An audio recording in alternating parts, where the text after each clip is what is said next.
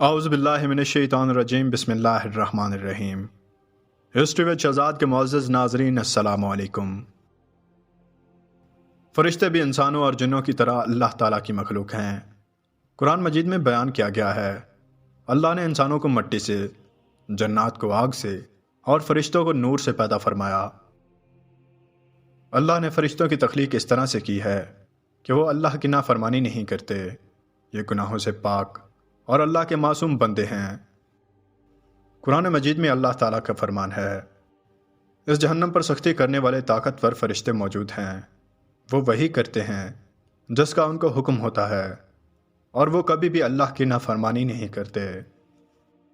اللہ نے فرشتوں کو مختلف کاموں کے لیے پیدا کیا، اور آسمانوں اور زمینوں کے کام اللہ نے فرشتوں کے ذمہ کیے ہوئے ہیں، اور فرشتے تمام انتظامات اللہ کے حکم سے سر انجام دیتے ہیں۔ مثلاً اللہ کے احکامات انبیاء تک پہنچانا، اللہ کے حکم سے لوگوں کی روزی روٹی اور بارش کا انتظام کرنا، انسانوں کے ایک ایک لمحے کا احوال لکھنا، لوگوں کی روحوں کو قبض کرنا، قبر میں حساب کتاب کرنا، اللہ کے حکم سے سور پھونکنا۔ غرض یہ کہ ہر فرشتہ اپنی ذمہ داری بخوبی سر انجام دے رہا ہے، اور بعض فرشتے اللہ کی حمد و ثنا میں لگے ہیں۔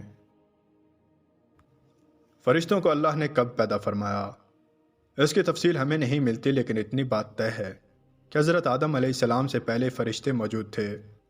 اس کی دلیل سورہ بقرہ کی آیت نمبر 30 میں ملتی ہے۔ اور یاد کرو جب تمہارے رب نے فرشتوں سے فرمایا، میں زمین پر اپنا نائب بنانے والا ہوں، جس کی نسل ایک کے بعد ایک آتی چلی جائے گی۔ اس بات سے ظاہر ہوا کہ فرشتے حضرت آدم علیہ السلام سے پہلے موجود تھے۔ فرشتے اللہ تعالیٰ کے حکم سے اپنی اصلی شکل کے علاوہ کسی اور شکل میں بھی حاضر ہو سکتے ہیں، جیسا کہ حضرت جبرائیل علیہ السلام انسانی شکل میں آ کر نبی کرم صلی اللہ علیہ وآلہ وسلم تک اللہ کا پیغام پہنچایا کرتے تھے۔ اکثر اوقات حضرت جبرائیل علیہ السلام مشہور صحابی حضرت دایا کلبی کی صورت میں تشریف لایا کرتے تھے۔ حضرت جبرائیل علیہ السلام 3 مرتبہ زمین پر اپنی اصلی شکل میں تشریف لائے ہیں۔ پہلی مرتبہ نبوت کے ابتدائی دور میں، دوسری مرتبہ آپ صلی اللہ علیہ وآلہ وسلم نے خود حضرت جبرائیل علیہ السلام سے ان کی اصلی شکل دیکھنے کی خواہش ظاہر کی، تیسری مرتبہ معراج کے موقع پر نبی اکرم صلی اللہ علیہ وآلہ وسلم نے فرمایا، جب جبرائیل علیہ السلام نے اپنا ایک پر کھولا تو وہ پورے افق پر چھا گیا، اور سارا آسمان مشرق سے مغرب تک اس نے ڈھانپ لیا۔ بخاری میں یہ الفاظ درج ہیں کہ نبی اکرم صلی اللہ علیہ وآلہ وسلم نے فرمایا کہ میں نے جبرائیل علیہ السلام کو ان کی اصلی شکل میں دیکھا ہے، اور ان کے 600 پر ہیں، اور انہوں نے اپنے پروں سے پورے آسمان کو ڈھانپ لیا، اور ان کے پر سے ہیرے اور موتی جھڑتے رہتے ہیں، اور وہ اپنے تخت پر بیٹھے تھے جو اللہ نے ان کو عطا کیا ہے۔ حدیث میں یہ بات بھی درج ہے کہ ان کے پیروں کے اوپر ایک موتی ہے جو اس طرح پڑا محسوس ہوتا ہے جیسے سبزے کے اوپر شبنم کا قطرہ پڑا محسوس ہوتا ہے۔ ان کی پیشانی روشن ہے، ان کے بال گھنگریالے ہیں، دانت چمکدار، اور سر مرجان سے بھی زیادہ سفید ہے۔ ابو داؤد کی روایت ہے کہ حضرت جابر بن عبداللہ رضی اللہ تعالی عنہ فرماتے ہیں کہ رسول اکرم صلی اللہ علیہ وآلہ وسلم نے فرمایا کہ معراج کی شب جب میں معراج پر گیا تو مجھے اجازت دی گئی، تو جن فرشتوں نے اللہ کا عرش اٹھا رکھا تھا ان میں سے ایک فرشتے کو دیکھا تو اس کی کان کی لو سے کاندھے تک کا فاصلہ ایک تیز رفتار پرندے کی 700 سال مسلسل پرواز کی مسافت ہے۔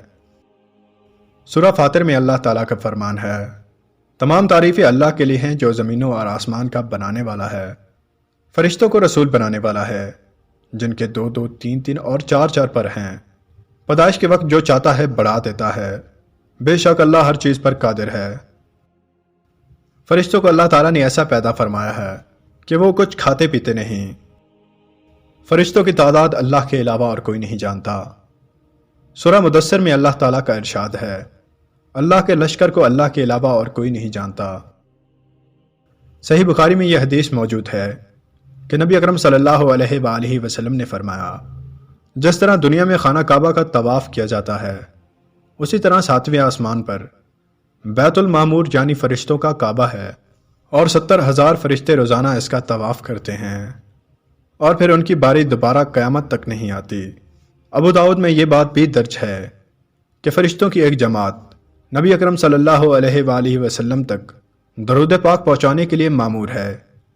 اسی طرح انسانوں کی حفاظت کے لیے بھی فرشتوں کو متعین کیا گیا ہے۔ اس کے متعلق قرآن مجید میں ارشاد ہے کہ ہر شخص کے آگے پیچھے وہ نگہبان فرشتے موجود ہیں جو اللہ کے حکم سے باری باری اس کی حفاظت کرتے ہیں۔ اس میں چند فرشتے جن کے نام مشہور ہیں، جیسا کہ حضرت جبرائیل علیہ السلام جو تمام فرشتوں کے سردار ہیں، جن کا کام انبیاء علیہ السلام تک اللہ کا پیغام پہنچانا تھا۔ میکائیل بارش برسانے اور لوگوں کی روزی روٹی پر مامور ہیں۔ حضرت اسرائیل علیہ السلام جو کہ لوگوں کی روح قبض کرتے ہیں۔